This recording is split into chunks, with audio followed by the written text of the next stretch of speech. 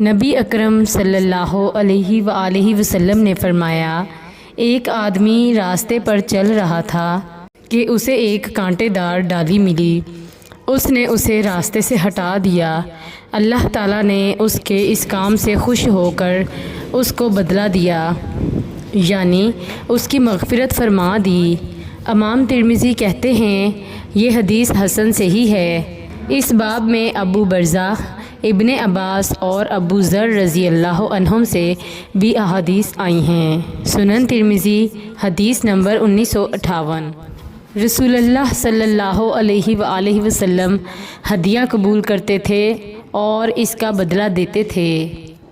امام ترمذی کہتے ہیں یہ حدیث اسی سند سے حسن غریب صحیح ہے۔ ہم اسے صرف عیسیٰ بن یونس کی روایت سے جانتے ہیں جسے وہ ہشام سے روایت کرتے ہیں۔ سنن ترمذی حدیث نمبر 1953۔ رسول اللہ صلی اللہ علیہ وآلہ وسلم نے فرمایا، حسن ادب سے بہتر کسی باپ نے اپنے بیٹے کو تحفہ نہیں دیا۔ سنن ترمذی حدیث نمبر 1952۔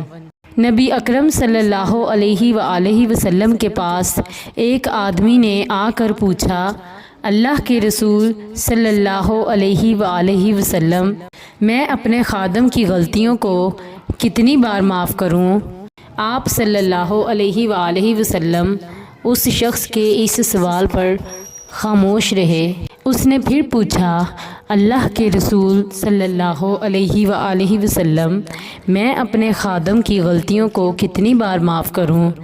آپ صلی اللہ علیہ وآلہ وسلم نے فرمایا، ہر دن 70 بار معاف کرو۔ امام ترمذی کہتے ہیں یہ حدیث حسن غریب ہے۔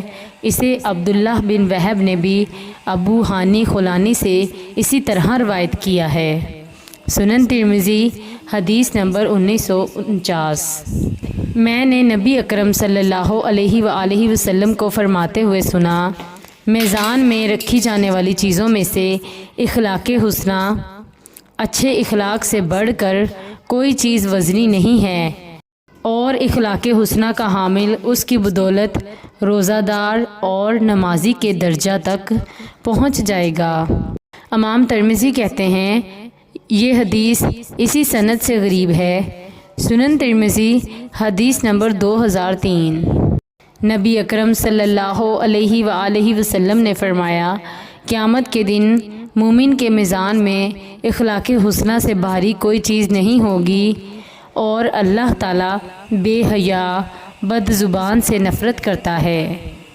امام ترمذی کہتے ہیں یہ حدیث حسن صحیح ہے۔ اس باب میں حضرت عائشہ، ابو ہریرہ، انس اور اسامہ بن شریک رضی اللہ عنہم سے بھی احادیث آئی ہیں۔ سنن ترمذی حدیث نمبر 2002۔